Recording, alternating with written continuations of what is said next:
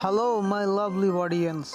I hope you are all pretty good. বন্ধুরা, এডি take চ্যানেলের পক্ষ থেকে আমি আপনাদের সকলকে জানাই স্বাগত।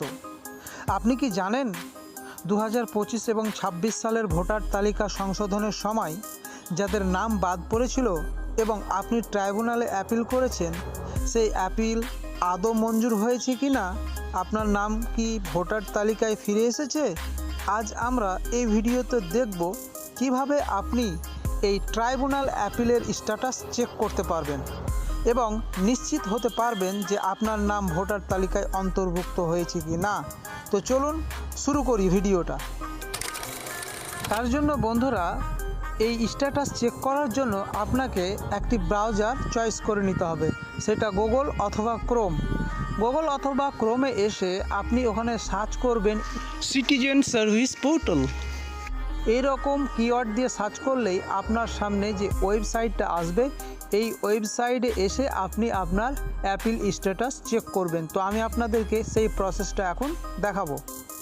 আর হ্যাঁ, ভিডিওটা শেষ পর্যন্ত দেখবেন, একটুকু স্কিপ করবেন না, কেননা আপনার অ্যাপিল স্ট্যাটাস চেক করা অতি গুরুত্বপূর্ণ। এটা আপনার নিজ দায়িত্ব।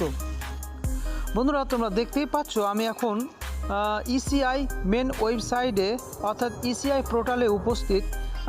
তোমরা এখানে স্ক্রল করে নিচে চলে আসবে, এখানে লেখা আছে সাবমিট অ্যাপিল।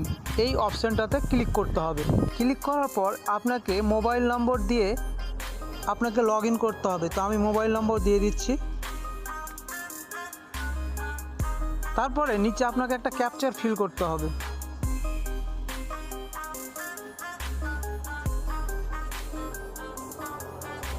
Request OTP. ইতিমধ্যেই একটি ওটিপি আসবে। ওটিপিটি এন্টার করেই আমি এই ওয়েবসাইটে প্রবেশ করব। ওটিপি চলে এসছে, আমি ওটিপি এন্টার করে দিচ্ছি।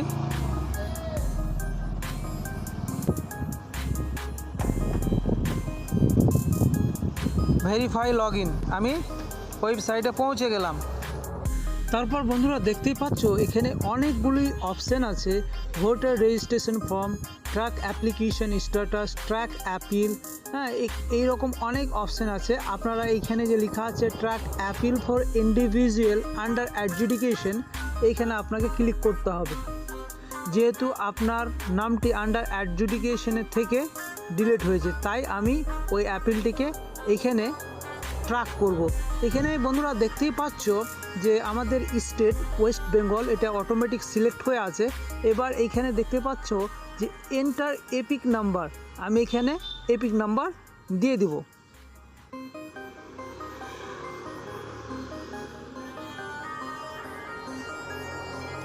আমি এখানে এপিক নাম্বার দিয়ে দিলাম। এবার সার্চ করব। সার্চ করার পর তোমরা বন্ধুরা দেখতেই পাচ্ছ এখানে এই ডিলিট হওয়া ভোটার কার্ডটি পেন্ডিং অবস্থায় আছে। আপনারা দেখতেই পাচ্ছেন যে এই ভোটার কার্ডটি ডিলিটেড।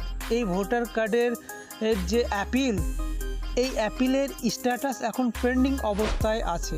তো বন্ধুরা, আপনাদের নাম ট্রাইব্যুনালে উঠলো কি না আপনারা এইভাবে চেক করতে পারবেন। আপনারা প্রায় চেক করবেন, কেননা এটা একটি ভাইটাল জিনিস। আমাদের প্রত্যেকেরই দরকার যে আমাদের প্রত্যেকের ভোটার লিস্টে নাম উঠুক। তাই বন্ধুরা, বিষয়টিকে আপনারা লক্ষ্য রাখবেন এবং আপনার নিজ দায়িত্বে জিনিসটিকে গুরুত্ব দিবেন। বন্ধুরা, এই একই বিষয়ের ওপর আমি কিছুদিন আগেও একটা ভিডিও তৈরি করেছিলাম, কিন্তু তারপরেও আজ আমি কেন আবার নতুন করে এই ভিডিওটা বানালাম এবং আপলোড করছি তা আপনাদের একটু পরিষ্কার করে দেওয়া দরকার। আসলে ভোটার লিস্ট থেকে একটা নাম বাদ যাওয়া বা ডিলিট হওয়া যে কতটা দুশ্চিন্তার বিষয় তা আমরা সবাই জানি। আগের ভিডিওটা দেখার পর আপনাদের অনেকের মনে কিছু নতুন প্রশ্ন তৈরি হয়েছিল। অনেকেই কমেন্ট করে বলেছিলেন যে দাদা, পোর্টালের ভিতরে কিছু জায়গায় অপশন বুঝতে সমস্যা হচ্ছে, আবার অনেকের স্ট্যাটাস দীর্ঘদিন ধরে পেন্ডিং দেখাচ্ছে। তারা এখন কি করবেন। যেহেতু 2025-26 সালের এই SIR ট্রাইব্যুনাল অ্যাপিল প্রক্রিয়াটি প্রতিনিয়ত আপডেট হচ্ছে, তাই আপনাদের অনুরোধে এবং আপনাদের সাহায্য করার জন্যই আজকের এই ভিডিওতে আমি একদম তাজা তথ্য এবং নতুন কিছু জরুরি পয়েন্ট যোগ করে পুরো বিষয়টা আবার সহজ করে তুলে ধরলাম। আমার উদ্দেশ্য একটাই, যাতে আমাদের এলাকার একটি মানুষের নাম ভোটার তালিকা ট্রাইব্যুনাল অ্যাপিল নিয়ে কোনো বিভ্রান্তি না থাকে। বন্ধুরা, তোমাদের প্রত্যেককেই অনুরোধ করব আমাদের চ্যানেলটিকে সাবস্ক্রাইব করে সাথে থাকবেন, কেননা মানুষের প্রত্যেকটা গুরুত্বপূর্ণ বিষয়ের ওপর আমরা এই রকম আপডেট দিয়ে থাকি আমাদের চ্যানেলে।